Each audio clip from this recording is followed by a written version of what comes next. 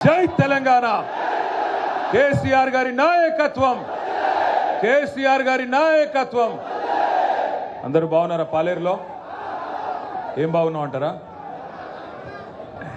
పెద్దలు గౌరవనీయులు మీ అందరి అభిమాన నాయకుడు మాజీ శాసనసభ్యుడు తప్పకుండా మళ్ళీ మీ ఆశీస్సులతో తిరిగి కాబోయే శాసనసభ్యుడు పెద్దలు మా అంకుల్ ఆయన ఈరోజు కాదు చాలా కాలంగా వారిని అంకుల్ అని పిలుస్తాను మా అంకుల్ ఉపేందర్ రెడ్డి గారు కందాల ఉపేందర్ రెడ్డి గారు గౌరవనీయులు పెద్దలు మాజీ వేణు గారు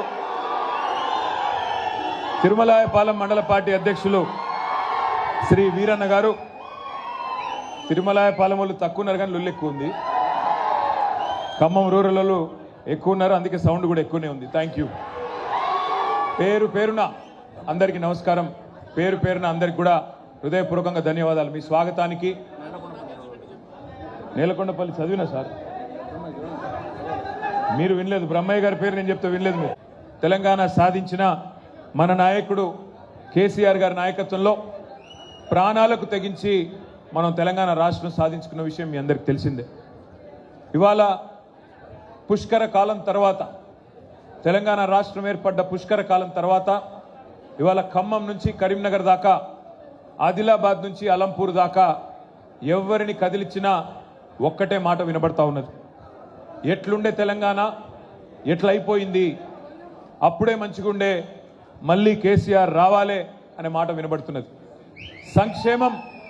సంక్షేమం ఆగమైపోయింది అభివృద్ధి ఆగిపోయింది ఇక ఈ మధ్యకాలంలో మీరు చూస్తే ఒకటి కాదు రెండు కాదు ఎన్ని రకాల అరాచకాలు జరుగుతున్నాయో నాకంటే బాగా మీరే చూస్తూ ఉన్నారు ఈ మధ్యకాలంలో గౌరవ ముఖ్యమంత్రి రేవంత్ రెడ్డి గారు ఒక టీవీ ఛానల్కి ఇంటర్వ్యూ ఇచ్చారు బెంగళూరులో కొద్దిగా అక్కడ ఉన్న వాళ్ళు హడావుడు మానేస్తే కొద్దిగా ప్లీజ్ వాళ్ళ నూకోబెట్టు అయ్యా అక్కడ ఎందుకు అంత హడావుడి కొద్దిసేపు ప్లీజ్ కొద్దిసేపు మనసు పెట్టి వినండి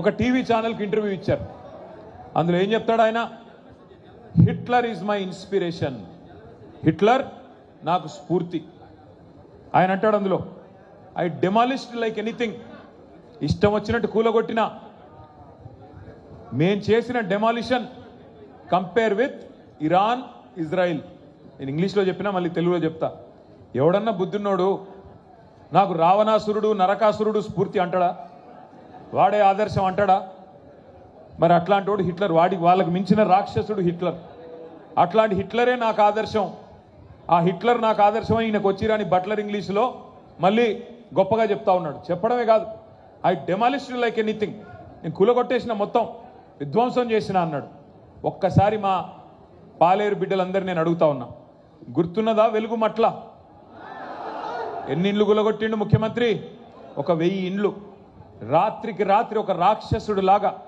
3 జిల్లా మంత్రులు ముఖ్యమంత్రి కూడబలుక్కొని ఎస్సీ ఎస్టీ బీసీలు కట్టుకున్న ఒక కాలనీని అర్ధరాత్రి వాళ్ళ అనుయాయుల కోసం వాళ్ళ అనుచరుల కోసం వాళ్ళ రియల్ ఎస్టేట్ దందా కోసం వెలుగుమట్లలో 1000 ఇండ్లు కూలగొట్టి ఇవాళ దాన్ని గొప్పగా చెప్పుకుంటున్నాడు ముఖ్యమంత్రి ఐ డెమాలిష్డ్ లైక్ ఎనీథింగ్ అని చెప్పి ఇవాళ ఒక శాడిస్ట్ మాదిరిగా చాలా నికృష్టంగా మాట్లాడుతున్నాడు ముఖ్యమంత్రి యుద్ధం మిగిల్చే విషాద ఛాయల్ని అది తన కీర్తి కిరీటంలో అదో కలికితురాయిలాగా చెప్పుకుంటా ఉన్నాడు రేవంత్ రెడ్డి పేదలు రోడ్డున పడితే ఆడబిడ్డలు కాళ్ళు విరిగి కాళ్ళు నొచ్చి ఆ రోజు ఖమ్మంలో కుంటుతూ పరిగెడుతుంటే ముఖ్యమంత్రికి అది పైశాచిక ఆనందం అందిస్తున్నదంట ఆయనే చెప్తున్నాడు ఇది నేను చెప్పడం కాదు వీళ్ళు ఏడుస్తుంటే నాకు సాడిస్టిక్ ప్లెజర్ అనిపిస్తున్నది అని చెప్తున్న పరిస్థితి ఇక ముఖ్యమంత్రి ఏమో హిట్లర్ అని చెప్పుకుంటే మీ ఖమ్మం జిల్లాలో ఉన్న 3 మంత్రులు హిట్లర్ దగ్గర పనిచేసే గోబెల్స్నే మించిపోయినారు దండుపాలెం ముఠాకు నాయకుడు రేవంత్ రెడ్డి అయితే దండుపాలెం బ్యాచ్కు నాయకుడు రేవంత్ రెడ్డి అయితే ఇక్కడ 3 ముఖ్య అనుచరులు తిష్ట వేసుకుని కూర్చున్నారు అందులో మరీ ముఖ్యంగా మీ పాలేరు నుంచి ప్రాతినిధ్యం వహిస్తున్న ఆయన ఇక ఆయన గురించి అయితే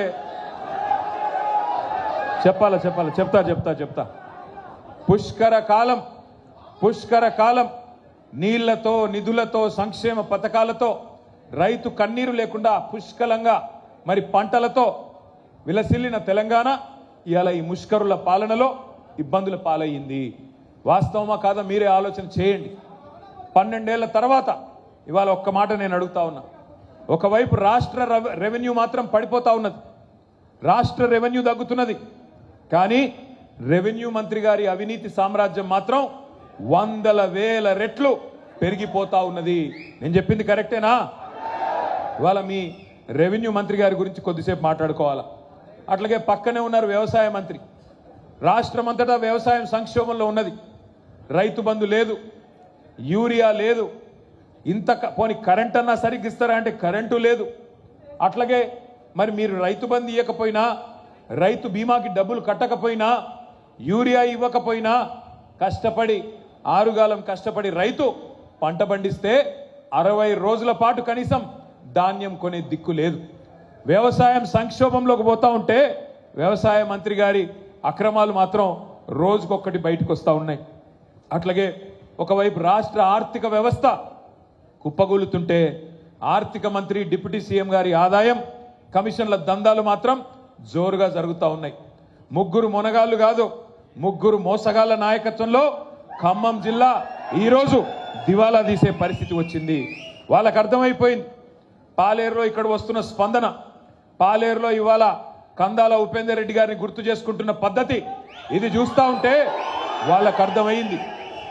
మా కేల్ ఖతం, దుకాణం బంద్, కాంగ్రెస్ మళ్ళీ గెలవదు, అందుకే దీపం ఉన్నప్పుడే ఇల్లు చక్కబెట్టుకోవాలని చెప్పి ఇష్టం వచ్చినట్టుగా విచ్చలవిడి దోపిడి. ఒకటి కాదు, రెండు కాదు. మీ బాంబుల మంత్రి గురించి చెప్పాలంటే పొంగులేటి కాదు, ఆయన పేరు బాంబులేటే. ఆయన గురించి చెప్పాలంటే ఎంత సంపాదించాడంటే, ఆ నోట్లు లెక్కబెట్టే మెషిన్లు ఉంటాయి చూడు, నోట్లు లెక్కబెట్టే మెషిన్లు కూడా అలసిపోయేంత అక్రమ సంపాదన మీ మంత్రి గారు. ఒకటి కాదు, రెండు కాదు, తెగించినాడు. నేనేదో ఊరికే చెప్పడం లేదు. ఇప్పుడే ఒక చిన్న వీడియో కూడా మీకోసం తెచ్చినా, ఆ వీడియో కూడా మీకు చూపెడతా. పొంగులేటి గారి అవినీతికి సంబంధించిన వీడియో ఇవ్వాలమ్మా.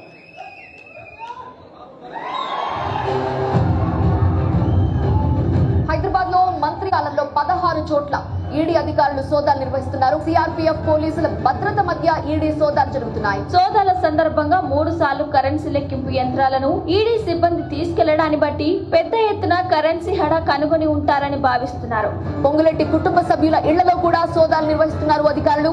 పొంగులేటి సోదరుడు, ఆయన కుమారుడు, ఆయన కూతురు ఇళ్లలో కూడా సోదాలు చేస్తున్నారు ఈడీ అధికారులు. రాయదుర్గం రాఘవ కన్స్ట్రక్షన్స్ కార్యాలయంలో తనిఖీలు చేపట్టారు. హిమాయత్ సాగర్ లోని కూడా ఈడీ అధికారులు తనిఖీలు చేస్తున్నారు. పొంగులేటి ఫామ్ హౌస్ లో సోదాలు నిర్వహిస్తున్నారు అధికారులు. కోత్వాల్గూడ సరిహద్దులో మంత్రి పొంగులేటికి చెందిన రాఘవ కన్స్ట్రక్షన్స్ కంపెనీ అక్రమ కృష్యలను యథేచ్ఛగా నిర్వహిస్తోంది.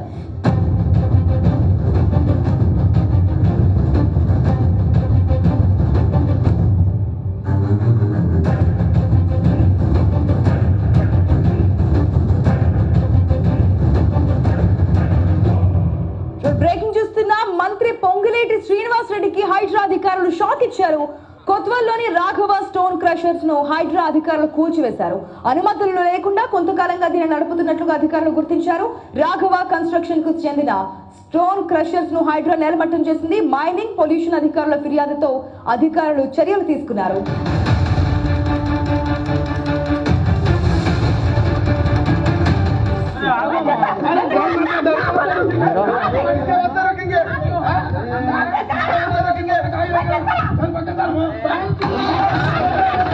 భూములన్నీ దోసుకుంటుండు. నా పొలంలోకి నేను ఓనికే గేటు పెట్టేసిండు. గేటు పెట్టేదాన్ని అడ్డం పోతే మా ఆయనను కొట్టిర్రు. వేరే బోన్సర్లను పెట్టి కొట్టిస్తారు, ఒత్తేస్తారు దెబ్బ కనిపించకుండా. జూన్ లో he brought mister Ponguleti Harsha Reddy మా ఇంటికి తెచ్చింది. ఒక వీక్ 2 వీక్స్ తర్వాత he brought his father, Sri Ponguleti Srinivas Reddy, to our house, residence.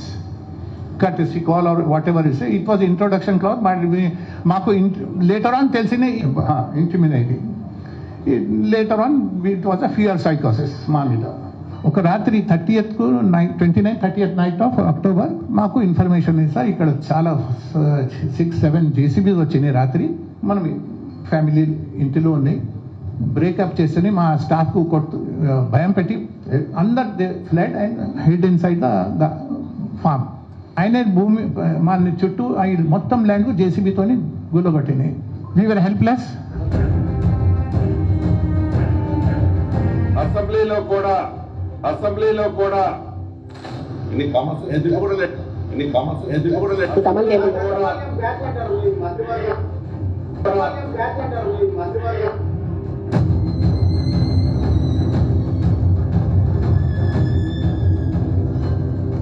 నేను మా అన్నదమ్ములను కోరేది, ఈ వీడియో పాలేరులో ప్రతి బిడ్డకి, ప్రతి అన్నకి, ప్రతి తమ్ముడికి, ప్రతి చెల్లికి, ప్రతి అక్కకి ఇంటింటికి చేర్చాల్సిన బాధ్యత మీది.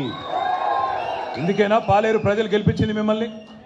వేల కోట్లు కొల్లగొట్టి ఇవాళ ఒకటి కాదు రెండు కాదు, నేను ఒకటే మాట అడుగుతా ఉన్నా. అక్కడ మీరు చూశారు ఇందాక, సెప్టెంబర్ 28, 2024, సెప్టెంబర్ 28, 2024 అంటే ఇంకో 4 నెలలు అయితే 2 సంవత్సరాలు గడిచిపోతుంది. ఈడీ వచ్చి పొంగులేటి గారి మీద రైడ్ చేసింది. ఇప్పుడే మీరు చూసారు ఆ వీడియోలో, అది మనం తయారు చేసింది కాదు, టీవీలో వాళ్ళు. నోట్ల కట్టలు లెక్కబెట్టే మెషిన్లు ఒకటి కాదు 3 మెషిన్లు లోపలికి తీసుకెళ్తున్నారు సిఆర్పిఎఫ్ బలగాలు అని. 2 ఏళ్ళు కావస్తుంది కదా, ఏమైంది మరి ఆ కేసు? ఎక్కడ పోయినాయి 100 కోట్లు? దొరికిన 100 కోట్లు చెప్పగలరా ఎవరన్నా? ఎక్కడ పోయింది? ఇటు బీజేపీ వాడు మాట్లాడాడు, అటు కాంగ్రెస్ వాడు మాట్లాడాడు, అటు ఈడీ వాడు కనీసం ఒక స్టేట్మెంట్ కాదు, ఒక ట్విట్టర్లో ఒక ట్వీట్ కూడా పెట్టాడు. ఎందుకు మరి? ఏం జరుగుతూ ఉందంటే, మీరు గెలిపించిన పాలేరు ఎమ్మెల్యే ఇవాళ రెవెన్యూ మంత్రిగా ఉన్న పొంగులేటి శ్రీనివాసరెడ్డి చీకట్లో పోయాడు, అదానీ కాళ్ళు పట్టుకున్నాడు, మోడీ కాళ్ళు పట్టుకున్నాడు. కాబట్టే ఇవాళ ఈడీ కేసుకు బ్రేకులు పడ్డది. ఇవాళ నేనేదో నిరాధారంగా ఆరోపణ చేయట్లేదు, కావాలంటే ఆధారాలతో సహా ఇవాళ నేను అడుగుతా ఉన్నా పొంగులేటి శ్రీనివాసరెడ్డిని, అట్లాగే ఇవాళ ఈడీని నడుపుతున్న కేంద్ర ప్రభుత్వాన్ని. ఏ కారణం చేత 2 ఏళ్ళైనా ఎందుకు మరి ఆ రైడ్ మీద ఒక్కటంటే ఒక్క స్టేట్మెంట్ కూడా బయటికి రాలేదు? ఎందుకు మంత్రి గారి మీద కేసు పెట్టలేదు? ఏంటి మీ లాలూచి అని నేను అడుగుతా ఉన్నా. అట్లాగే 1 కాదు 2 కాదు, 1 కోటి ఎకరాలు తెలంగాణ రాష్ట్రంలో రెవెన్యూ మంత్రి గారి నాయకత్వంలో 1 కోటి ఎకరాల భూములని ఇవాళ ప్రాహిబిటెడ్ లిస్టులో పెట్టారు. 22A కింద పెట్టి, లేని ఆంక్షలు పెట్టి, పిలిచి బెదిరించి భూ యజమానులను 20% నుంచి 30% భూములు రాయించుకొని నికృష్టమైన పనులు చేస్తూ ఉన్నాడు ఇవాళ ఇక్కడి నుంచి గెలిచిన పాలేరు ఎమ్మెల్యే గారు. ఇదేదో నేను ఆయనతోనేదో ఆయన మీద కోపంతోనో ఇంకో దాంతో చెప్పట్లేదు. ఆయన మొన్నటిదాకా మనతోనే ఉన్నాడు కదా, ఆయన మీద నాకేం కోపం ఉంటుంది. కానీ చాలా నికృష్టమైన పనులు 24 నెలలలో రేవంత్ రెడ్డి ఘరానా దొంగ అయితే పొంగులేటి శ్రీనివాసరెడ్డి గజ దొంగ మాదిరిగా ఇవాళ దోచుకుంటున్న విషయాన్ని మీకు చెప్పడానికి నేను ఇక్కడికి వచ్చాను. నేను ఒకటే అడుగుతా ఉన్నా మిమ్మల్ని. ఇవాళ రేపు మన పిల్లలు ఎంత ఫాస్ట్గా ఉన్నారు, ట్రైలర్ చూస్తేనే చెప్తున్నారు సినిమా హిట్టా ఫట్టా. అట్లాంటిది ఇక్కడ ఇంటర్వెల్ అయిపోయింది కదా, ఇంటర్వెల్ ఫస్ట్ హాఫ్ మొత్తం డిజాస్టరే కదా. ఏమన్నా ఉందా 2.5 ఏళ్లలో పీకింది? ఏమన్నా సాధించింది ఉందా? అటర్ ఫ్లాప్ సినిమాకు అర్ధశత దినోత్సవం అన్నట్టు ఇలా పోజులు కొడతా ఉన్నాడు పొంగులేటి శ్రీనివాసరెడ్డి. ఇంకొక వీడియో కూడా నేను మీకు చూపెడతా. ఈయన డైలాగులు, ఈయన అహంభావం చూశారు కదా. బీసీ మంత్రుల్ని, కొండా సురేఖ గారిని మాట్లాడనీయకుండా మైకు కట్టేయడం, పక్కనే ఉండే వాకిటి శ్రీహరి మంత్రి గారి మీద కాగితాలు ఇసిరేయడం. ఎంత అహంకారం కాకపోతే సాటి మంత్రులు, సాటి ఎమ్మెల్యేలు వారు కూడా మీతో పాటు ప్రజల చేత ఎన్నుకోబడ్డ వాళ్ళు అట్లా చేయవచ్చునా? అంత అహంకారం. అధికారులను పట్టుకొని, కలెక్టర్లను పట్టుకొని నీకు సెన్స్ ఉందా అంటున్నాడు. నేను అడుగుతా ఉన్నా, నీకుందా సెన్సు? ఇట్లా సిగ్గు లేకుండా దోచుకోవడానికి, ఇష్టారీతిన అక్రమ మైనింగ్ చేయడానికి నీ కుమారుడి కంపెనీ అడ్డం పెట్టుకొని వట్టినాగులపల్లిలో పడి ఒక గజ దొంగలాగా దోచుకోవడానికి సిగ్గుందా అని అడుగుతా ఉన్నా. ఇవాళ ఆ పల్లవి షా, సతీష్ షా అనే వ్యక్తులు వట్టినాగులపల్లిలో ఎప్పుడో 1967లో భూములు కొనుక్కున్నారు. వాళ్ళ మీద పడి ముసుగులేసుకొని నువ్వు పంపిన కిరాయి మూకలు ఇవాళ వాళ్ళ మీద ప్రాణాంతకమైన దాడి చేసిన మాట వాస్తవం కాదా? ఎఫ్ఐఆర్ చేస్తే ఒక నిజాయితీ గల పోలీస్ అధికారి హబీబుల్లా ఖాన్ అని ఆయనను తెల్లారి వరకే ట్రాన్స్ఫర్ చేసిన మాట వాస్తవం కాదా? ఏది వాస్తవాలు కాదు పొంగులేటి గారు? మీ అన్యాయాలు, మీ అక్రమాలు, మీ అహంకారం ప్రజలు చూడట్లేదు అనుకుంటా ఉన్నారా? అందుకే నేను అంటా ఉన్నా, తప్పకుండా నాకైతే విశ్వాసం ఉంది, పాలేరులో ఎన్నిక ఎప్పుడు వచ్చినా ఎగిరేది గులాబీ జెండా మాత్రమే. ఈయన గారి మాటలు ఈయన హౌసింగ్ శాఖ మంత్రి కూడా ఏం మాటలు చెప్పాడో హౌసింగ్ మంత్రిగా ఒకసారి వినండి. హౌసింగ్ ఈ రాబోయే 3.5 సంవత్సరాలలో తల తాకట్టు పెట్టైన 20 లక్షల ఇల్లు ఈ రాష్ట్రంలో కట్టిస్తాము. 20 లక్షల ఇల్లు ఇచ్చిన తర్వాతనే మళ్ళీ అసెంబ్లీ ఎన్నికల్లో మీ గుమ్మానికి వచ్చి ఓటు అడుగుతాము. 20 లక్షల ఇల్లు కట్టిస్తాము, కట్టించినాకనే మీ గుమ్మానికి వచ్చి ఓట్లు అడుగుతాం. సగం సినిమా అయిపోయింది కదా, మరి కట్టాడా 10 లక్షల ఇల్లు? దమ్ముందా పొంగులేటి గారు? 20 లక్షల ఇల్లు కడితేనే ఓటు అడుగుతా అన్నావు కదా, ఆ మాట మీద నిలబడే సత్తా ఉందా అని నేను పాలేరు వేదికగా అడుగుతా ఉన్నా. దమ్ముంటే స్పందించమని చెప్పి కోరుతా ఉన్నా.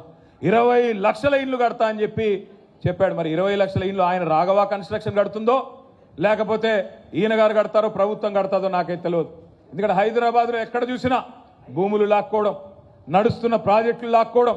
మరి ఆ 20 లక్షల ఇల్లు ఏమన్నా సొంత ఆస్తులు అనుకుంటున్నాడా, సొంత కంపెనీతో కట్టిద్దాం అనుకుంటున్నాడా నాకైతే తెలియదు. నేను ఒక్క మాట అడుగుతా ఉన్నా. ఇక్కడ మొత్తం ఖమ్మం జిల్లా అంటేనే బలహీన వర్గాల జిల్లా.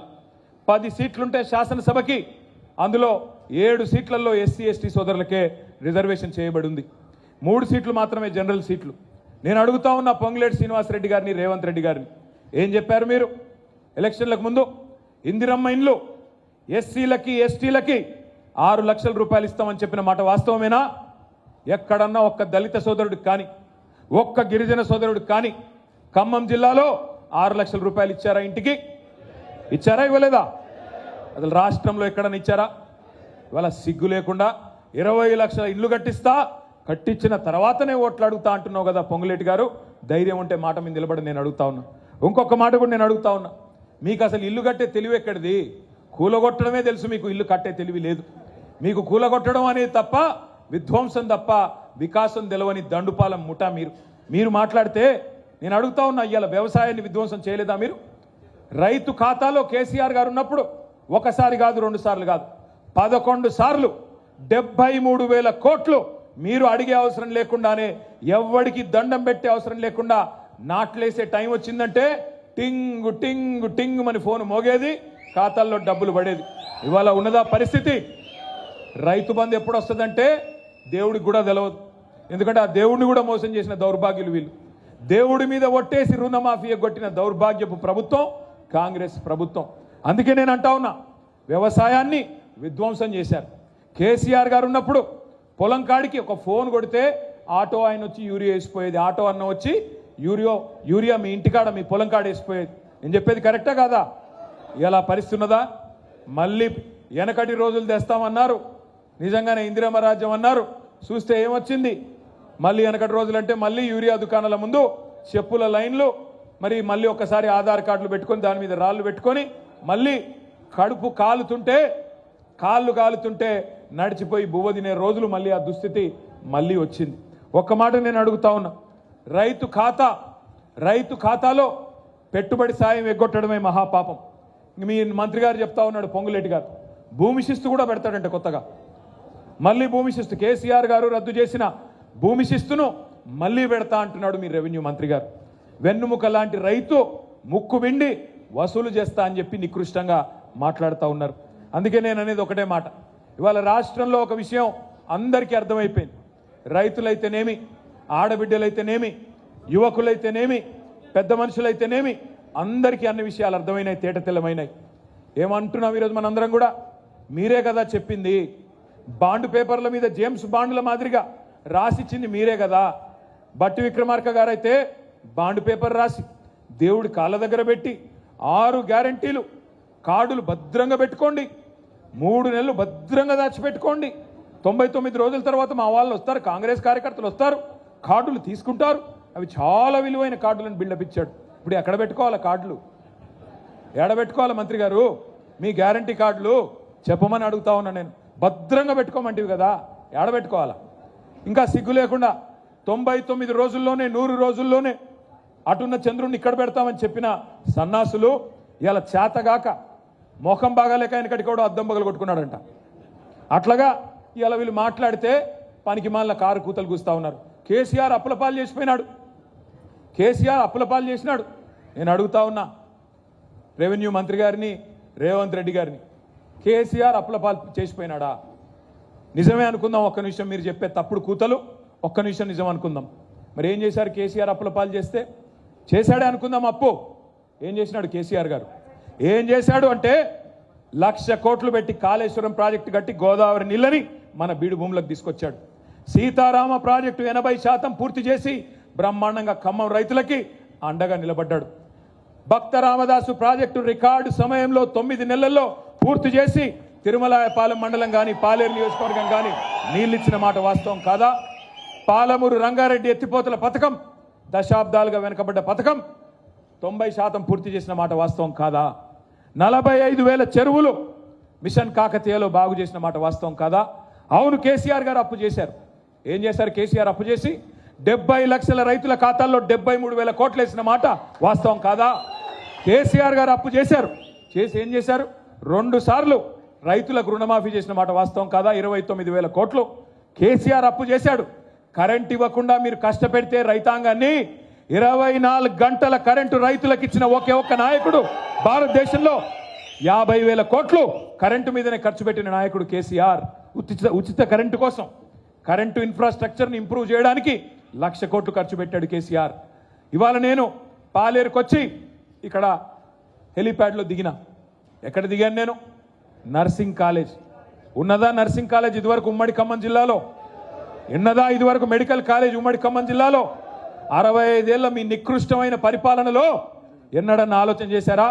అట్లాంటిది కేసీఆర్ గారి నాయకత్వంలో 9.5 ఏళ్లలో కేసీఆర్ గారు అప్పు చేసినా మా ఎస్సీ పిల్లలు, మా ఎస్టీ పిల్లలు, మా బీసీ పిల్లలు, మా మైనారిటీ పిల్లలు, అగ్రవర్ణాల్లో ఉండే పేదలు మెడికల్ విద్య, నర్సింగ్ విద్య, ఇంజనీరింగ్ కళాశాల విద్య అందుకోవాలని ఇవాళ మీ ఉమ్మడి ఖమ్మం జిల్లాలో 2 మెడికల్ కళాశాలలు, 2 నర్సింగ్ కళాశాలలు, ఇంజనీరింగ్ కళాశాల పెట్టిన మాట వాస్తవం కాదా?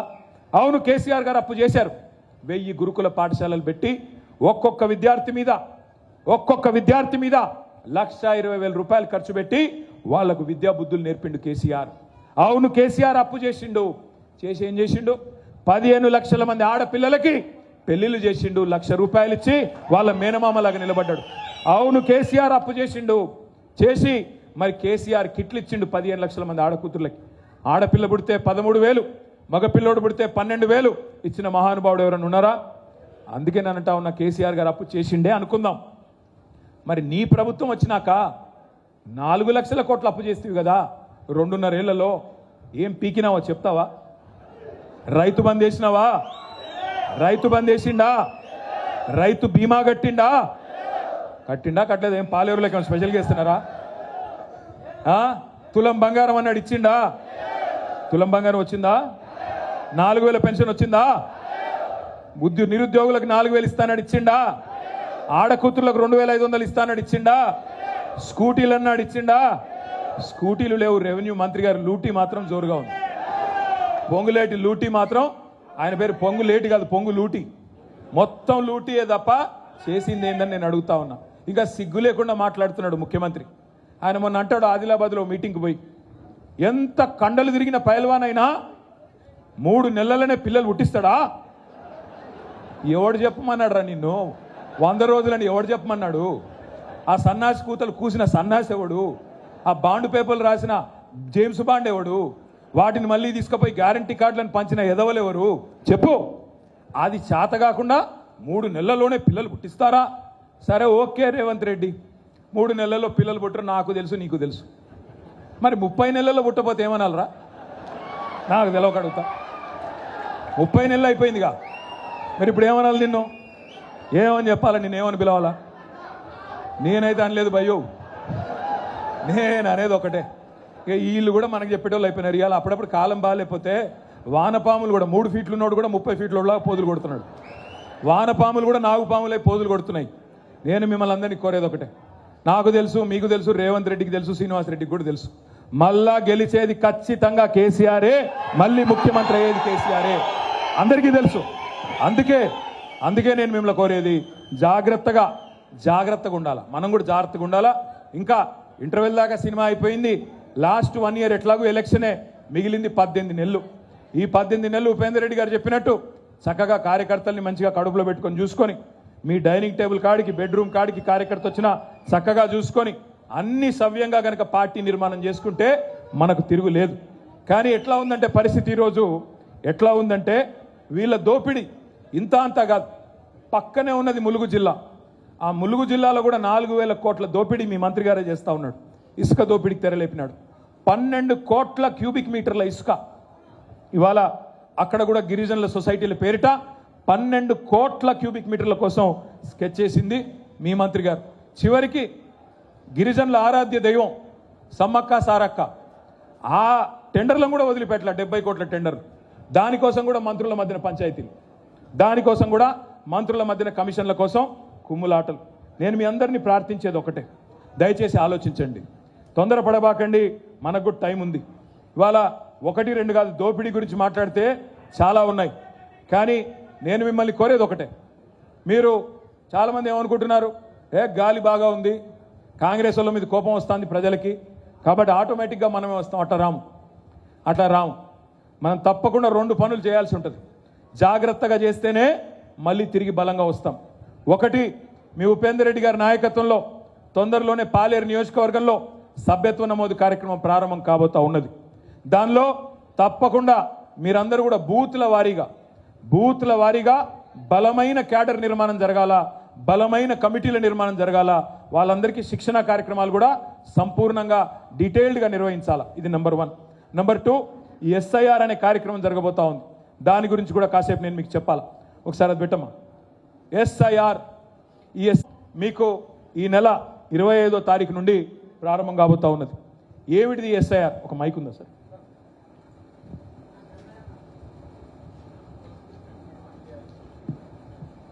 అసలు ఏంది ఎస్ఐఆర్? ఎస్ఐఆర్ అంటే స్పెషల్ ఇంటెన్సివ్ రివిజన్.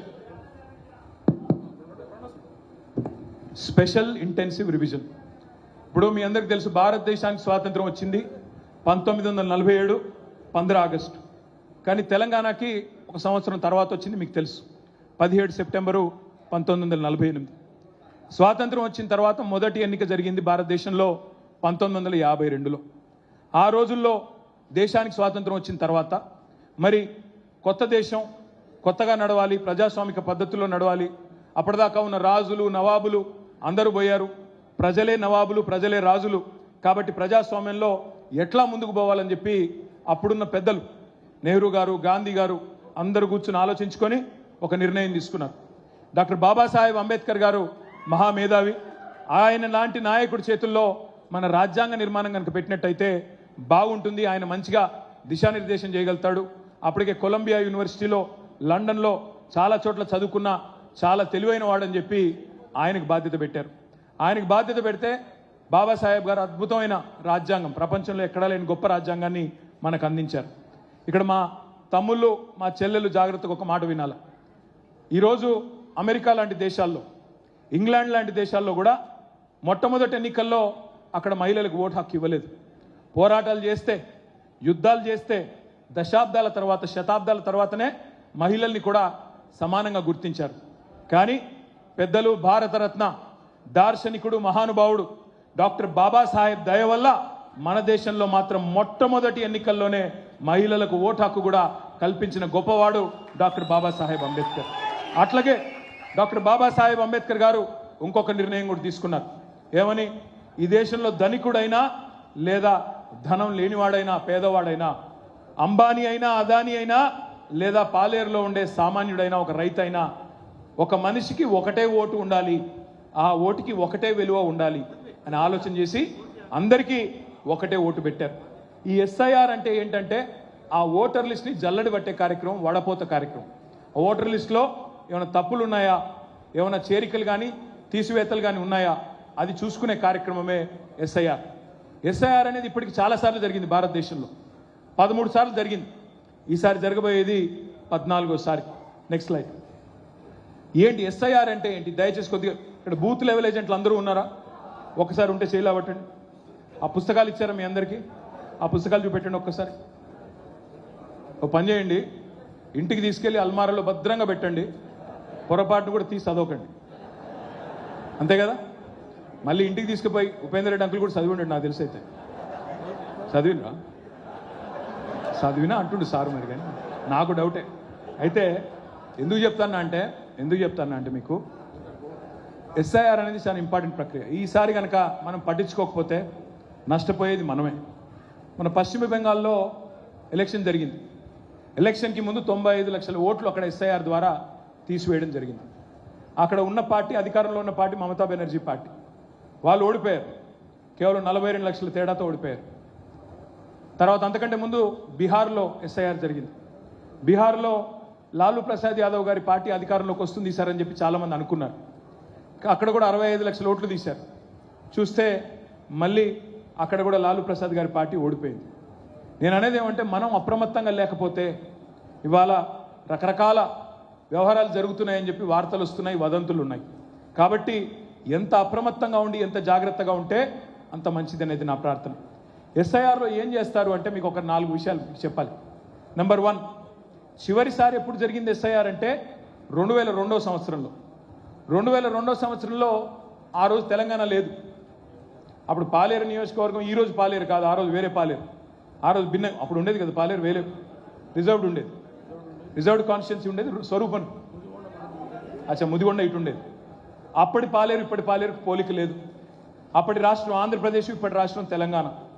మరి ఇప్పుడు ఏమవుతుందంటే ఎస్ఐఆర్లో మరి మొట్టమొదటి వాళ్ళు చేసే పని, అధికారులు చేసే పని ఏమంటే 2002 ఓటర్ లిస్టు పెట్టుకొని, latest voter list 2025 voter list పెట్టుకొని ముందు మ్యాపింగ్ చేస్తారు. మ్యాపింగ్ అంటే ఏంటి? 2002లో ఉదాహరణకి చెప్తా ఉన్నాం. ఉపేందర్ రెడ్డి గారికి 2 కూతుర్లు. ఆ రోజు వాళ్ళకి ఓటు హక్కు లేదు 2002లో. మరి ఇప్పుడు ఓటు హక్కు వచ్చింది.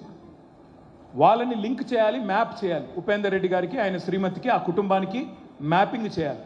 దానికోసం మరి లింక్ అయిన ఓటర్లు, లింక్ అవని ఓటర్లు అంటున్నాను నేను. అంటే ఏంటి? ఉపేందర్ రెడ్డి గారు, ఆయన శ్రీమతికి 2002లో ఓటు ఉంది కాబట్టి వాళ్ళ ఓట్లు యథాతథంగా ఉంటాయి. కానీ వాళ్ళ పిల్లలకు ఆ రోజు ఓటు లేదు, ఇవాళ వచ్చింది. 24 ఏళ్ళ కిందటి వ్యవహారం కదా, వచ్చింది అనుకోండి. అప్పుడు వాళ్ళని లింక్ చేస్తూ వాళ్ళు మా పిల్లలు అని ఎన్యూమరేషన్ ఫారం నింపి ఆ కుటుంబ సభ్యులు ఇంటింటికి అధికారులు వచ్చినప్పుడు ఇవ్వాల్సి ఉంటుంది. ఉంటే ఆ మ్యాపింగ్ జరిగిపోతుంది. ఆ తర్వాత నెక్స్ట్ స్లైడ్. మొత్తం కనుక చూసినట్టయితే మీరు రాష్ట్రంలో, మన రాష్ట్రంలో దాదాపు 36,000 పోలింగ్ బూతులు ఉన్నాయి. అంటే ఒక్కో పోలింగ్ బూత్లో సగటున తాండాలు, గూడాలు అంటే తక్కువ ఉంటాయి, 600, 500 ఓట్లు ఉన్నాయి కూడా ఉంటాయి. సగటున మరి మనకి దాదాపు 900 నుంచి 1000 ఓట్లు ప్రతి పోలింగ్ బూత్లో ఉంటాయి. మొత్తం ఓట్లు 3,39,00,000 ఓట్లు తెలంగాణలో ప్రస్తుతం ఉన్నాయి. మరి ఈ ప్రక్రియ ఎట్లా జరగబోతుంది అంటే, ఇంటింటికి అధికారులు వస్తారు. అధికారులు ఎవరు? బూత్ లెవెల్ ఆఫీసర్లు. మనకి ఎన్ని బూతులు సార్ ఇక్కడ? 293, 91, 291 బూతులు ఉన్నాయి. సో 291 బూత్లకు గాను ఒక్కొక్క బూత్కి ఒక బూత్ లెవెల్ ఆఫీసర్ని నియమిస్తారు ఎలక్షన్ కమిషన్ వాళ్ళు. ఎవరు వాళ్ళు? వాళ్ళు ఎవరంటే మన అంగన్వాడీ టీచర్లు, మన మహిళా సంఘాల్లో పనిచేసే ఆర్పీలు, వాళ్ళందరూ ఈ ఎలక్షన్ బూత్ లెవెల్ ఆఫీసర్లుగా ఉంటారు. మనం ఏం చేయాలా? మరి మన పార్టీ తరఫున కూడా ప్రతి పోలింగ్ బూత్, 291 పోలింగ్ బూత్లు ఉంటే ప్రతి పోలింగ్ బూత్ కూడా ఒక బూత్ లెవెల్ ఏజెంట్ని మనం కూడా అపాయింట్ చేసుకుంటాం. మన బూత్ లెవెల్ ఏజెంట్, బూత్ లెవెల్లో బిఎల్ఏ అంటే కాన్స్టిట్యున్సీ లెవెల్లో ఎమ్మెల్యేతో సమానం. కాబట్టి వారు ఆ బిఎల్ఓతో కలిసి పనిచేయాల్సి ఉంటుంది. ఇది ఎట్లా జరుగుతుంది ప్రాసెస్ అంటే, 25 ఈ నెల 25వ తారీఖు నుండి వచ్చే నెల 24వ తారీఖు దాకా, జూలై 24 దాకా ఇంటింటికి బిఎల్ఓలు, బిఎల్ఏలు వెళ్ళాలి. ఇంటింటికి అంటే ఎంతమంది? ఎలా? ఇప్పుడు ఒక బూత్లో ఉండేది 1000 ఓట్లు అనుకోండి. 1000 ఓట్లు అంటే 300 నుంచి 350 ఇళ్ళు, నెల రోజులు, రోజుకి 10 ఇళ్ళు మీరు తిరిగేది, అంతకంటే ఎక్కువేం కాదు. రోజుకి 10 ఇళ్ళు. ఆ 10 ఇళ్ళలోకి పోయినప్పుడు మీరు జాగ్రత్త పడాల్సింది ఏమంటే, వీళ్ళు ఏమన్నా హేరాఫేరీ చేస్తున్నారా, వీళ్ళు ఏమన్నా అవకతవకలు చేస్తున్నారా, కొంతమంది మన వాళ్ళ ఓట్లు ఏమన్నా తీసేసే ప్రయత్నం చేస్తున్నారా, జాగ్రత్తగా చూసుకోవాలి. చూసుకొని మనం ఏం చేయాలా? 24th జూలై రోజు, 24 జూలై రోజు ఈ నెల రోజుల ఎస్ఐఆర్ కార్యక్రమం ముగుస్తుంది. 31 జూలై నాడు ఒక డ్రాఫ్ట్ ఓటర్ లిస్ట్, ఒక ముసాయిదా వాళ్ళు పబ్లిష్ చేస్తారు ఎలక్షన్ కమిషన్ వాళ్ళు. మనకు ఒక నెల రోజులు గడువు ఉంటుంది, 1 మంత్ గడువు ఉంది మీకు. మళ్ళీ 1 ఆగస్టు నుంచి ఆగస్టు 30 తారీఖు దాకా మీకు గడువు ఉంది అభ్యంతరాలు సమర్పించడానికి. Form 6, form 7, form 8. మీరు ఏం చూడాలి అసలు? మరి బూత్ లెవెల్ ఏజెంట్లు ఏం చూడాలంటే 4 చూడాలి మీరు. నెంబర్ 1, ఎవరన్నా 18 ఏళ్ళు నిండిన పిల్లల ఓటు హక్కు లేకపోతే నమోదు చేయించాలా, మ్యాపింగ్ చేయించాలా, ఆ కుటుంబ సభ్యులతోనే మ్యాపింగ్ చేయించాలి. నెంబర్ 2, ఎవరైనా చనిపోయిన వాళ్ళ ఓట్లు కనుక ఉంటే వాటిని తీసేయించాలి. నెంబర్ 3, మన దగ్గర మీకు తెలుసు నాకు తెలుసు ఓట్లు ఒక మనిషికి 2, 3, 4 ఉన్నాయి కూడా ఉన్నాయి. ఎందుకంటే ఊళ్ళో ఒక ఓటు ఉంటుంది, ఖమ్మంలో ఒక ఓటు ఉంటుంది, హైదరాబాద్లో ఒక ఓటు ఉంటుంది, కొంతమంది కృష్ణా జిల్లాలో కూడా ఓటు ఉంటుంది. మీరు ఖమ్మం జిల్లా వాళ్ళకి అక్కడ ఇక్కడ సంబంధాలు రాకపోకలు ఉంటాయి కాబట్టి అక్కడ ఓటు ఇక్కడ ఓటు రకరకాలుగా ఉంటుంది. ఇప్పుడు అదంతా పోతుంది, ఒకటే ఓటు మిగులుతుంది. ఆ ఒక్క ఓటు ఎక్కడ ఉండాలి, ఎలా మనం గుర్తుపెట్టాలన్నదే ఇప్పుడు మన ముందున్న టాస్క్. తర్వాత మనకు ఒక నెల రోజుల పాటు అబ్జెక్షన్స్ కోసం టైం ఉంది, 30 ఆగస్టు దాకా. ఎలక్షన్ కమిషన్ వాళ్ళు ఏం చేయాలి, ఒక నెల రోజులు టైం తీసుకొని మన అబ్జెక్షన్ల మీద వాళ్ళు వివరణ ఇవ్వాలి. వివరణ ఇవ్వకపోతే కరెక్షన్ చేయాలి. సెప్టెంబర్ 28 దాకా వాళ్ళకి గడువు. అది అయిపోయిన తర్వాత 1 అక్టోబర్ అంటే గాంధీ జయంతికి ఒక రోజు ముందు ఫైనల్ ఓటర్ లిస్ట్ పబ్లిష్ అవుతుంది. ఇది చాలా ఇంపార్టెంట్, ఎందుకంటే ఆ ఓటర్ లిస్టు రేపు మీకు ఎమ్మెల్యే ఎలక్షన్కి అదే ఓటర్ లిస్టు, ఎంపీ ఎలక్షన్కి అదే ఓటర్ లిస్టు, రేపు జిల్లా పరిషత్తు మండల పరిషత్తు పెడితే ఎంపీటీసీ జెడ్పీటీసీ పెడితే దానికి కూడా అదే ఓటర్ లిస్టు. మరి ఇక్కడ ఉన్న మిత్రుల్లో చాలామంది ఎంపీటీసీలుగా జెడ్పీటీసీలుగా పోరాటం చేయాలనుకునే వాళ్ళు ఉన్నారా? ఉంటే మీరు జాగ్రత్త తీసుకోవాలి. బూత్ లెవెల్లో కంపల్సరీ ఒక్క ఓటు కూడా అటు ఇటు కాకుండా. ఎందుకంటే ఎన్నో సందర్భాల్లో మనం చూస్తాం ఒక ఓటుతో పోయాడే పాపం అంటాం. ఇప్పుడు ఇక్కడికి వచ్చేటప్పుడు కూడా ఉపేందర్ రెడ్డి గారు చెప్తున్నారు, మన ఏదులాపురం కార్పొరేషన్లో మనం గెలిచిన 10-12 సీట్లలో కూడా అక్కడ పోయి అక్రమాలు చేసి వాళ్ళను కౌంటింగ్లో అటు ఇటు చేసి కొన్ని గెలిచారు అక్రమంగా అని చెప్తా ఉన్నారు. మరి అవి జరగకూడదంటే ఒక్క ఓటు కూడా అటు ఇటు కాకుండా చూసుకోవాలి. Next slide. ఇక్కడ మీరు చేయాల్సిందల్లా ఇదే. ఇప్పుడు ఇందాక నేను చెప్పినట్టు బిఎల్ఏ ఏం చేయాలి, బూత్ లెవెల్ ఆఫీసర్తో కలిసి తిరగాలి. అక్కడ బూత్ పరిధిలో ఎన్యూమరేషన్ ఫారం అందరు నింపారా లేదా చూసుకోవాలి. ఇప్పుడు నేను చెప్పే ప్రతిదీ కూడా మీకు ఇచ్చిన పుస్తకంలో ఉంది.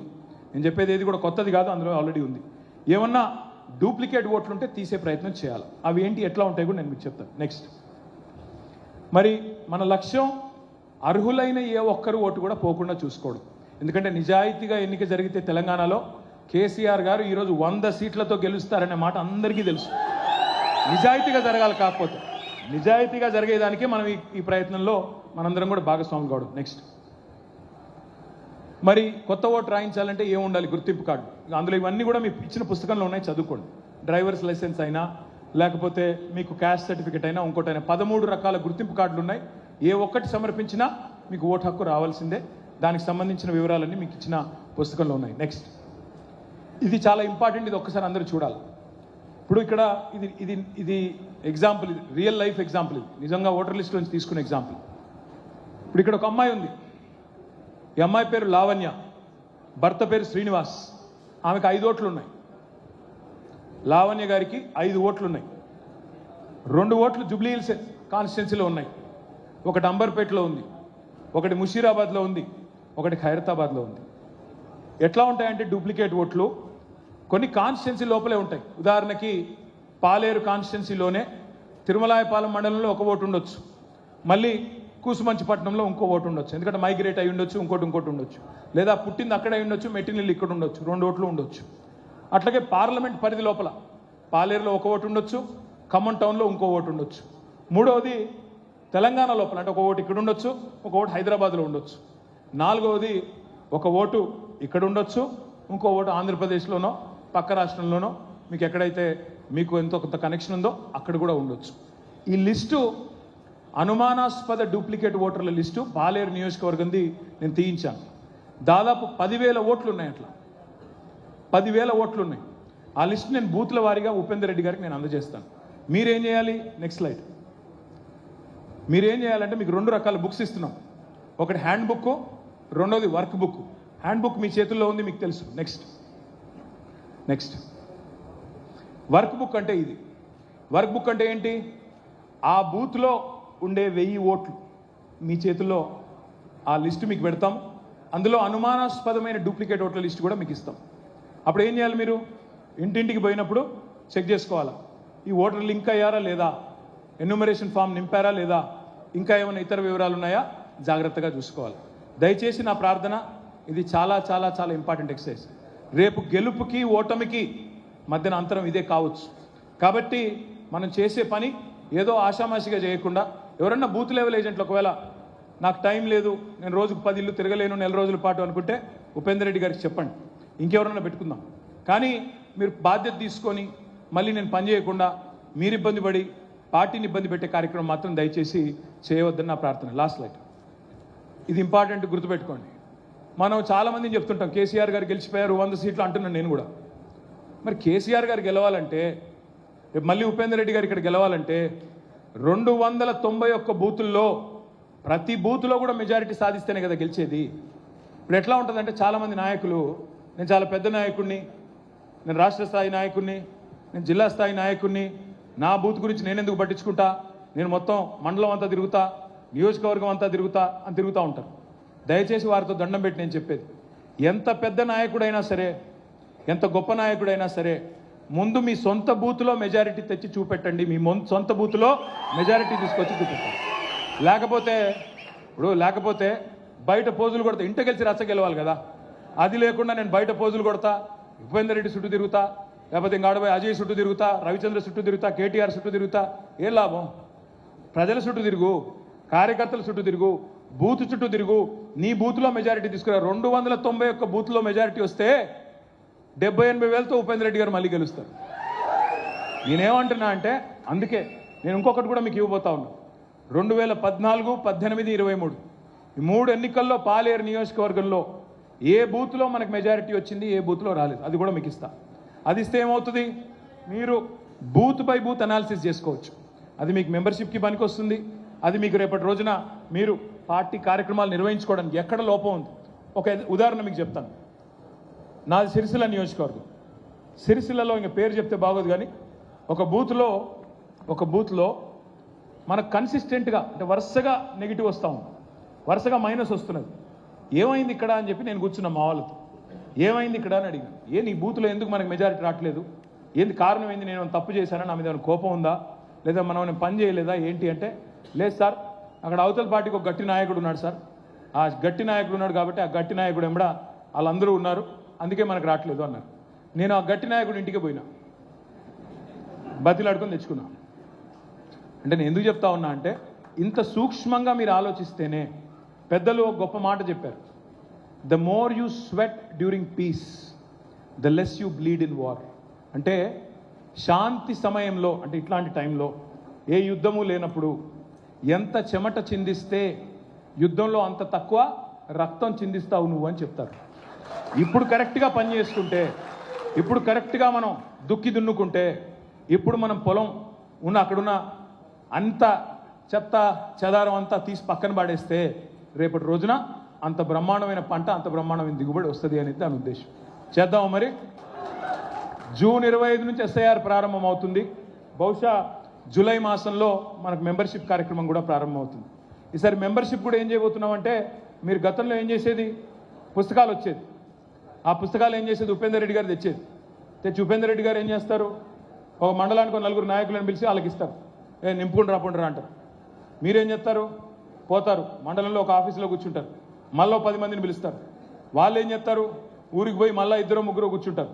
వాళ్ళ ఇళ్ళలో కూర్చొని రాసేసి, అరే ఫలానా సుబ్బారావు మనోడే రాసేయి, ఫలానా వెంకటేశ్వర్లు మనోడే రాసేయి, ఫలానా వెంకటలక్ష్మి రాసేయి. అసలు మెంబర్ అయిన విషయం వాళ్ళకు తెలియదు, ఉన్న విషయం వీళ్ళకు తెలియదు. మొత్తానికి రాసి నా మొహాన్ని కొట్టి మళ్ళీ ఉపేందర్ రెడ్డి అంకుల్ ఏమంటాడు, అంకుల్ మా దగ్గర 50,000 అయిపోయింది అని అంకుల్ అంటాడు. అంటే నేనంట బాగా చేశారు అంకుల్ అని నేనంట. కానీ ఒకరినొకరు మోసం చేసుకోవడం తప్ప అక్కడ వాస్తవం లేదు క్షేత్రస్థాయిలో. అందుకే ఈసారి ఏం డిసైడ్ చేశామంటే, ఇంక ఈ పుస్తకాలు వద్దు, ఏమవుతుంది, ఇదంతా ఆధునిక యుగం, డిజిటల్ యుగం కాబట్టి అంతా ఇప్పుడు పిల్లలు ఇవాళ రేపు అందరూ ఫోన్లు సోషల్ మీడియా తప్ప వేరే చూడట్లా. ఎవడు టీవీ వార్తలు చూడట్లేదు, ఎవడు పేపర్ అయితే చదవట్లేదు. అందరూ ఇట్లా ఫోన్ పట్టుకొని ఇట్లా అంతేనా, అదే పనిలో ఉన్నారు. అందుకే మనం కూడా ఇట్లా పట్టించుకోకపోతే మనం కూడా ఇట్లా అనేస్తారు. అందుకే మనం కూడా సోషల్ మీడియాలో ఉండాలి. మా అంకుల్ అయితే సోషల్ మీడియాలో లేరు, మీరు లేరు, నాకు తెలుసు. నేను అందరినీ చూస్తూ ఉంటా. ఉపేందర్ రెడ్డి గారికి కూడా పరీక్ష, మరి మీకు ఆదర్శంగా ఆయన నిలబడాలా. ముందు ఉపేందర్ రెడ్డి గారు సోషల్ మీడియాలో ఒక టీం పెట్టుకోవాలా, పెట్టుకొని టీంలు ఉన్నారు కానీ మరి వాళ్ళు పని చేయట్లేదే. లేదు ఊరికే బాబు, నేను ఊరికే అంటున్నా, మళ్ళీ వీళ్ళు ట్రోలింగ్ చేస్తారు, నాకు వీళ్ళతో పెద్ద భయం. నేను ఆయన ఏం అనలేదురా నాయన, ఉపేందర్ రెడ్డి చాలా మంచోడని చెప్తున్నా, వీళ్ళు ఏం చేస్తారేమో. అయితే మళ్ళీ ఇదో బాధ వీళ్ళతోనా, మళ్ళీ సోషల్ మీడియాలో ఆడికే కట్ చేసి అది పెట్టేసి ఉపేందర్ రెడ్డి గారిని అవమానించాడు, అహంకారం గడిదిగుడ్డ నన్ను చంపుతారు. మళ్ళీ నేను అనేది ఏమంటే, మీ అందరితో నా ప్రార్థన, ఇప్పుడు ఎట్లా తయారు చేసాం యాప్ అంటే మీకు ఒక్క నిమిషంలో చెప్తాం. మీకు ఉక్కబోస్తుంది, నాకు కూడా ఉక్కబోస్తుంది. ఒకటే నిమిషంలో చెప్పి ముగిస్తాం. ఏం చేసామంటే ఒక మంచి డిజిటల్ యాప్. ఎట్లా అయితే మీరు ఇప్పుడు ఇవాళ రేపు మీరు సినిమా టికెట్లు ఆర్డర్ చేసినా మీరు ఆ యాప్లోనే కొడుతున్నారు. తర్వాత మీరు ఆఖరి కూరగాయలు ఆర్డర్ చేసినా అందులోనే వస్తున్నాయి. మీరు అమెజాన్లో కొడితే ఆఖరికి చీరలు, బ్యాంగిల్స్ కూడా వస్తున్నాయి. కాబట్టి ఎట్లాంటి యాప్ తయారు చేసామంటే మీరు ఏం చేయాల్సిన పనులు. ఇప్పుడు తిరుమలాయపాలెం మండలం ఉంది ఫర్ ఎగ్జాంపుల్. మన పిండిపోలు కదా, మధువల్లూరు పేరేంటి, పిండిపోలు, మధువల్లూరు పిండిపోలు ఉంది. ఆ పిండిపోల్లో ఉన్న మన కార్యకర్తలు ఎవరైతే ఉన్నారో ఇద్దరికి ట్రైనింగ్ ఇస్తాం. బూత్కి 2 చొప్పున ట్రైనింగ్ ఇస్తాం యాప్ ఎలా వాడాలి అని. ట్రైనింగ్ ఇచ్చిన తర్వాత వాళ్ళు ఏం లేదు చేయాల్సింది, ఆ పిండిపోలకు సంబంధించిన మొత్తం డేటా అందులో ఉంటుంది యాప్లో. ఆ పిండిపోల్లో 1000 ఓట్లు ఉన్నాయనుకోండి, 1000 ఓట్ల లిస్ట్ ఉంటుంది ఆ బూత్ పరిధిలో. మీరేం చేయాలా, ఆడ పోయిన తర్వాత తాత మధుసూదన్ అని కొడితే చాలు, ఆయన పేరు వస్తుంది. ఆయన కాబట్టి ఇంకో మధు 4 ఉంటే 4 పేరు వస్తుంది. అందులో ఏ మధు నువ్వు క్లిక్ చేయాలి. క్లిక్ చేస్తే వెంటనే ఆయన ఇన్ఫర్మేషన్ మొత్తం వచ్చేస్తుంది. ఆయన తండ్రి పేరు ఏంటి, ఆయన ఇంటి పేరు ఏంటి, ఇంటి అడ్రస్ ఏంటి, ఇవన్నీ వస్తాయి. మీరు నింపాల్సిన పనిలే. తర్వాత మీరు నింపాల్సింది ఒకటే ఒకటి, ఆయన ఫోన్ నంబర్, కాదంటే ఆయన ఎడ్యుకేషనల్ క్వాలిఫికేషన్, ఆయన ఏం చదువుకున్నాడు, ఇంకేమైనా ఉంటే ఆయన కులం ఏంటి, ఇవన్నీ కొన్ని నింపాల్సి ఉంటుంది. ఈ 2-3 నింపిన తర్వాత ఫోన్ నెంబర్ ఎంటర్ చేస్తే ఓటీపీ పంపిస్తారు. ఎందుకంటే ఫోన్ నెంబర్ కరెక్ట్గా ఉందా లేదా చూసుకోవడానికి. ఓటీపీ రాగానే ఆ ఓటీపీ ఎంటర్ చేస్తే మెంబర్షిప్ అయిపోతుంది. ఫోటో కూడా తీసుకుంటున్నాం. ఫోటో వెంటనే అదే యాప్లో తీసుకోవాలి. తీసుకుంటే ఏమవుతుంది, రేపు గుర్తింపు కార్డులు మీ అందరికీ ఒక్కొక్కరికి గుర్తింపు కార్డులు, మంచి బ్రహ్మాండమైన గుర్తింపు కార్డు మీ జేబులో పెట్టుకునేటట్టు 2 ఏళ్ల తర్వాత అధికారంలోకి వచ్చిన తర్వాత మీరు ఏ ఆఫీస్కి వెళ్ళినా గుర్తింపు కార్డు చూపెడితే వెంటనే బ్రహ్మాండంగా అధికారులు గౌరవం ఇచ్చే విధంగా గుర్తింపు కార్డులు కూడా మీ ఉపేందర్ రెడ్డి గారి చేతుల మీదుగా నేనే వచ్చి అందజేస్తా. అందజేసిన తర్వాత లాస్ట్ ఒక బటన్ కూడా పెట్టాము. అందులో మీరు ఇల్లు తిరిగారా లేకపోతే ఒక చోట కూర్చొని చేస్తున్నారా అని తెలుసుకోవడానికి లాస్ట్కి ఒక బటన్ పెట్టాం. ఆ బటన్ ఏంటి, అది నొక్కితే లొకేషన్ తెలిసిపోద్ది. అంటే పాలేరులో చేయకుండా హైదరాబాద్లో కూర్చుని పోజులు కొడుతున్నాడా, లేకపోతే నిజంగా ఖమ్మంలో ఉన్నాడా, లేదంటే ఊళ్ళో ఉన్నాడా, ఊళ్ళో కూడా ఎక్కడున్నాడు కనిపెట్టడానికి లాటిట్యూడ్ లాంగిట్యూడ్తో సహా పెట్టాం. సో దాంతో ఇంకెవ్వరు ఎక్కడా పోయేది లేదు, దొరికిపోతారు. కాబట్టి నేను మళ్ళీ విజ్ఞప్తి చేస్తున్నా, ఓపిక ఉన్న వాళ్ళు, బుద్ధిమంతులు, అది కూడా చెప్తాను, బుద్ధిమంతులు అందులో అది కూడా ఉంది, మర్చిపోయాను నేను. 10 రూపాయలు జనరల్ మెంబర్షిప్, 50 రూపాయలు మరి క్రియాశీల మెంబర్షిప్ అందులోనే కట్టొచ్చు. పేటీఎం ఉంది, గూగుల్ పే ఉంది, తర్వాత కనబడట్లేదు, అది ఒక నిమిషం పైనే ఉన్నా కదరా, కనబడిపోవడం ఉంది. అయితే 10 రూపాయలు 50 రూపాయలు మీరు అందులోనే కట్టొచ్చు. అందులో పేపాల్, పేటీఎం, గూగుల్ పే అవన్నీ ఉన్నాయి. కాబట్టి వెంటనే అందులోంచి కట్టేయచ్చు, లేదంటే క్యాష్ అయినా కట్టొచ్చు. కాబట్టి ఏ ఇబ్బంది లేకుండా ఈ కార్యక్రమం కూడా జూలై మాసంతో స్టార్ట్ అవుతుంది. ఆ మెంబర్షిప్ కార్యక్రమం కూడా దిగ్విజయంగా పాలేరులో చేయాలి. మళ్ళీ చెప్తా ఉన్నా, 291 బూత్లలో ఏ బూత్కి ఆ బూత్లో మీరు నాయకులు, కార్యకర్తలు, మీరు కథానాయకులు అయితేనే మనం గెలిచేది. లేకపోతే మళ్ళీ ఎక్కడ కూర్చున్న వాళ్ళు అక్కడే కూర్చుని తువాలు వేసుకుని అంతా బాగానే ఉంది, అంతా బాగానే జరుగుతుందిలే, ఏం కాదులే, ప్రజలు కోపంగా ఉన్నారు కాంగ్రెస్ మీద, మనకే ఓటేస్తారులే, అట్లా కాదు. పటిష్టమైన కమిటీల నిర్మాణం, ఆ తర్వాత సంస్థాగత శిక్షణ కార్యక్రమాలు ఖమ్మం జిల్లా పార్టీ ఆఫీసులో మనం చేసుకున్నట్టయితే అందరికీ అన్ని విషయాల్లో అవగాహన వస్తే అప్పుడే మనం కరెక్ట్గా ప్రజల దగ్గరికి సమాచారం తీసుకెళ్లేదానికి అవకాశం ఉంటుంది. అందుకే ఎస్ఐఆర్ కార్యక్రమాన్ని దయచేసి సీరియస్గా తీసుకోండి. మరి ఈ దండుపాలెం బ్యాచ్ను తరమాలి అంటే, ఈ దుర్మార్గుల నుంచి తెలంగాణను విముక్తం చేయాలి అంటే మీరే కథానాయకులు కావాలి, మీరే విరుచుకొని పడాలి, మీరే రేపటి రోజున గులాబీ జెండా ఎగిరేయాలని చెప్పి మనస్ఫూర్తిగా కోరుతూ, నేను ఉపేందర్ రెడ్డి గారికి చెప్పాను, నేను ఇక్కడే నించుంటాను, ఎక్కడికి పోను. మీరు ఎంతసేపు ఉండమంటే అంతసేపు ఉంటాను, ఎన్ని ఫోటోలు దిగమంటే అన్ని దిగుతాను. కానీ దయచేసి అందరూ ఒకసారి వస్తే నేను తట్టుకోలేను, మీరు తట్టుకోలేరు. ముందు లేడీస్ రానివ్వండి, ఆ తర్వాత ఒకరి తర్వాత ఒకరు రండి. మంచిగా డీసెంట్గా ఒకవైపు నుంచి పోయేటట్టు ఏర్పాటు చేసుకుందాం. జై తెలంగాణ.